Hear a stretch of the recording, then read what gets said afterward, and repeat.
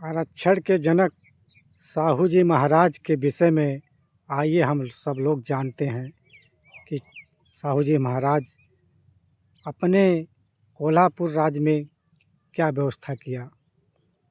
साथियों, ध्यान से सुनिएगा और वीडियो अंत तक देखिएगा, तभी बात समझ में आएगी। आधे अधूरे देखने में या सुनने में आपको कुछ पता नहीं चलेगा हमने क्या समझाया, क्या कहा। साथियों, इसलिए आप लोग से निवेदन है कि अंत तक देखिएगा और वीडियो अच्छा लगे तो लाइक शेयर ज़रूर करें। साहू जी महाराज ने न्याय एवं समता के स्थापना के लिए जो कदम उठाए, उनमें बहुत सारे कदम ऐसे हैं जिन्होंने उठने में आज़ाद भारत की सरकारों को दशकों लग गए और कुछ कदम तो अब तक नहीं उठाए गए। प्लेटो ने अपनी चर्चित किताबों रिपलिंग में एक ऐसे राजा की कल्पना की है जिसमें दार्शनिक जैसी मानवीय गरिमा, साहस और राजनीतिक श्रेष्ठता एवं बौद्धिकता का मेल हो। उसका कहना था कि ऐसा राजा मानव जाति को तमाम अभिशाप से मुक्त करा सकता है और अंधेरे से निकालकर रोशनी की ओर ले जा सकता है। भारत में ऐसे राजाओं की गिनी चुनी मिसालें ही हैं। ऐसे ही हैं, एक राजा का नाम है छत्रपति साहू जी महाराज, जिन्होंने अपने राज्य कोल्हापुर की करीब 90% आज़ादी को उन सभी अभिशापों से मुक्त कराने के लिए ऐसे ठोस एवं निर्णायक उपाय किए जो अभिशाप उनके ऊपर जाति व्यवस्था ने लाद रखे थे।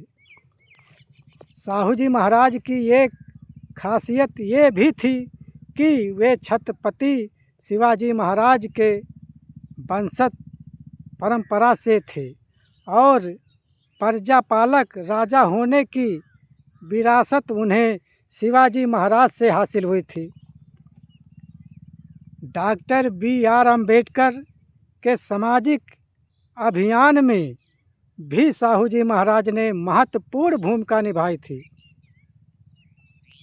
भारत में सामाजिक प्रतिनिधित्व के जनक अधिकांश पाठक एवं अवधेश साहू जी महाराज को आरक्षण के जनक के रूप में जानते हैं, जो कि वह है भी आज से करीब 123 वर्ष पूर्व यानी 26 जुलाई 1902 में 26 जुलाई 19 ईस्वी यानी 2 में उन्होंने राजकाज के सभी क्षेत्रों में उच्च जातियों का एक छात्र वर्चस्व तोड़ने के लिए पिछड़े वर्गों के लिए 50% आरक्षण लागू किया था।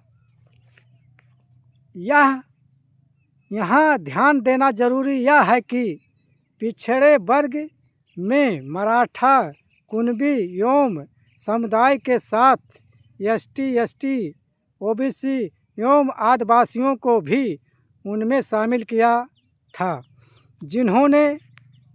उन्होंने इस संदर्भ में जो आदेश जारी किया था उसमें साफ लिखा है कि पिछड़े वर्ग में ब्राह्मण, प्रभु, सेवाई और फारसी को छोड़कर सभी शामिल हैं।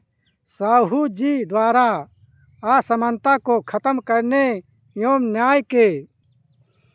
न्याय के लिए उठाए गए इस कदम का अनुसरण करते हुए 1918 में मैसूर राजा ने 1921 में मद्रास जस्टिस पार्टी ने और 1925 में बम्बे प्रेसिडेंसी अब मुंबई ने आरक्षण लागू किया। ब्रिटिश शासन से आज़ादी के बाद 26 जनवरी 1950 को लागू संविधान के बाद सिर्फ SC/ST समुदाय को आरक्षण मिल पाया। आज़ादी के बाद कई राज्यों में पिछड़े वर्ग को आरक्षण दिया गया, लेकिन केंद्र सरकार की नौकरियां 1993 से छिड़त संस्थाओं 2006 में पिछड़े वर्ग को OBC को आरक्षण का अधिकार काफ़ी देर से मिला। आखिर साहू जी ने प्रतिनिधित्व क्यों लागू किया, इसका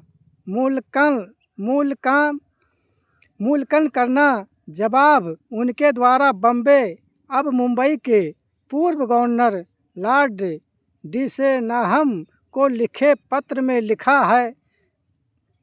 करीब 3000 शब्दों के इस पत्र में उन्होंने कोल्हापुर राज्य में जीवन के साथी क्षेत्रों में नीचे से ऊपर तक ब्राह्मणों के पूर्व वर्चस्व और गैर ब्राह्मणों की अनदेखी को वर्णन किया।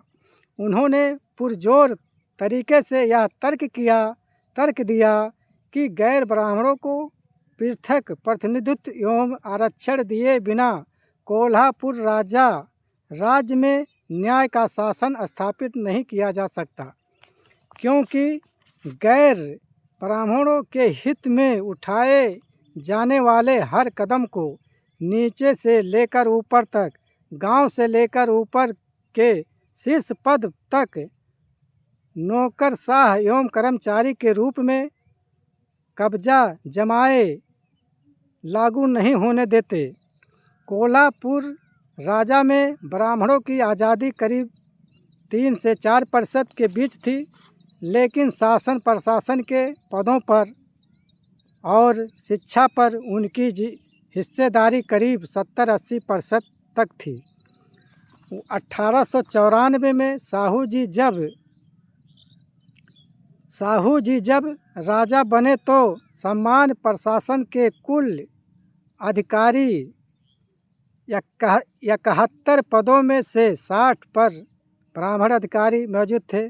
साहू जी महाराज के निर्देश पर 1902 में अन्य जातियों के लिए 50% आरक्षण लागू हुआ और 20 वर्ष में स्थिति बदल गई।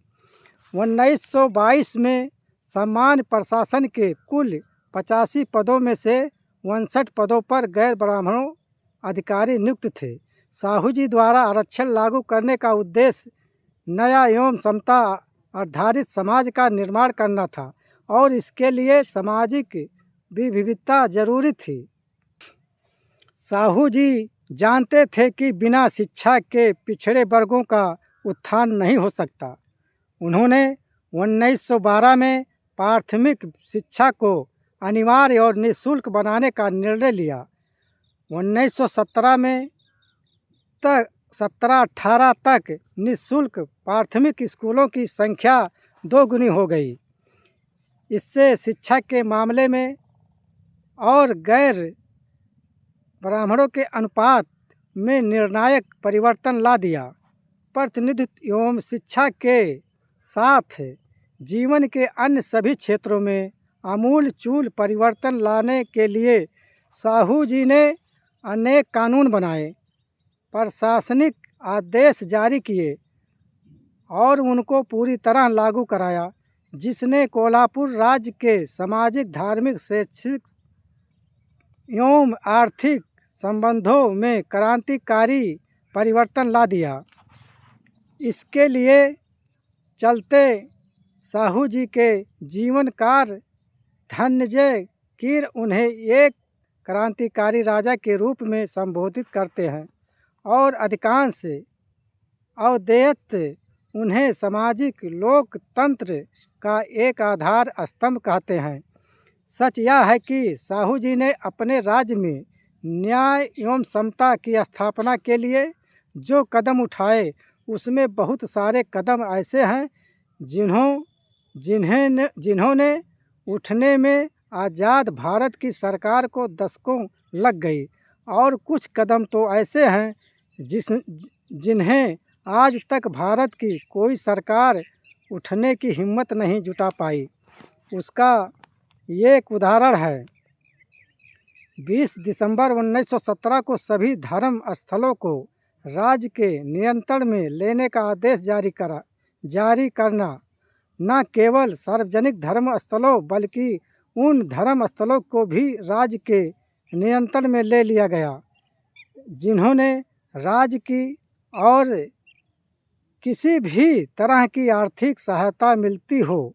इससे भी आगे बढ़कर उन्होंने शीर्ष धार्मिक पदों पर पिछड़े वर्ग के लोगों को की नियुक्ति कर दी।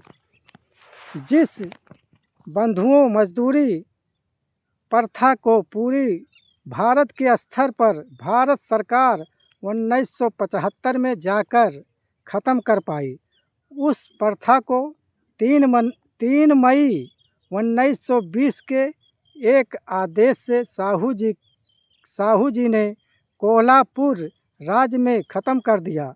इसके पहले उन्होंने 1919 में महारों को 10 श्रमिक के रूप में काम करने की प्रथा को समाप्त कर दिया। इतना ही नहीं, उन्होंने मनुष्य साहित्य की मूल आत्मा को उल्टे हुए अंतरजातीय विवाह की अनुमति प्रदान करने के लिए भी कानून पारित कराया। महिलाओं को समानता का अधिकार दिलाने के लिए जो Hindu court bill doctor Ambedkar ने प्रस्तुत किया था, उनका आधार साहू जी ने 15 अप्रैल 1911 को प्रस्तुत कर दिया था।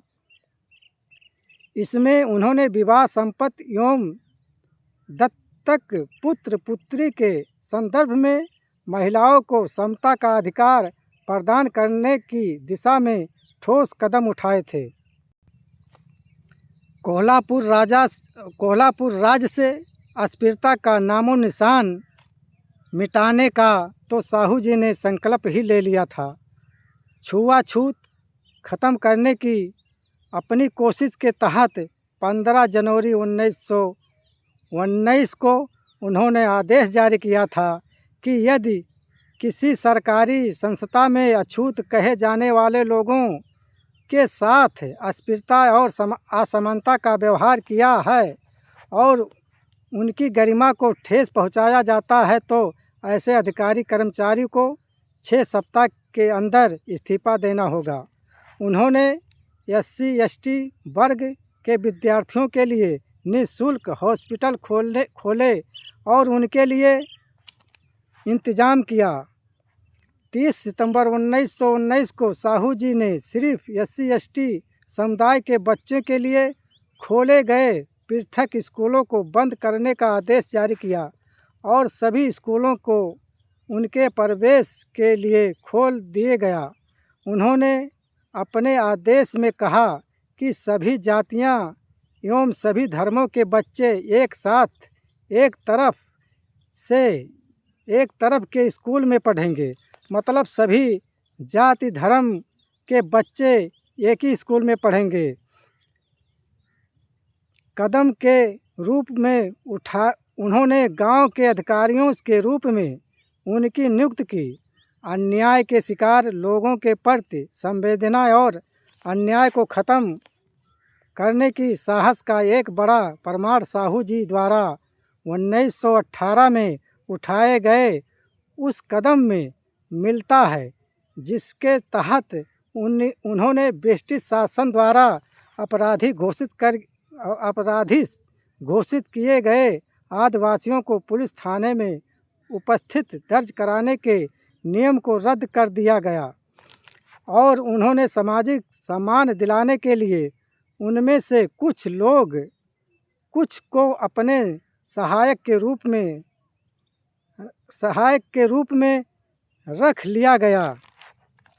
साहू जी को विशाल हृदय एवं व्यापक विजन वाले एक महान व्यक्ति के रूप में याद करते हुए कहते हैं कि ये एक असाधारण राजा थे और बुनियादी तौर पर सम्मान जन के साथ खड़े थे। छत्रपति साहू जी महाराज सभी को अपने राज्य में बराबर किया, सभी को अधिकार दिलाया। छत्रपति साहू जी महाराज ब्रिटिश सरकार में अपना 50% आरक्षण दिवाया।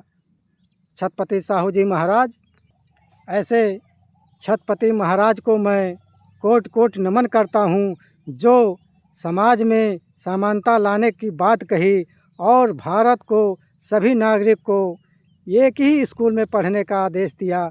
ऐसे मैं सत सत नमन करता हूँ और उन्हें धन्यवाद देता हूँ। और वीडियो में कुछ भी त्रुटि हुई हो तो उसे क्षमा करना। धन्यवाद। जय भीम, जय संविधान, जय भारत, जय विज्ञान, जय अर्जन।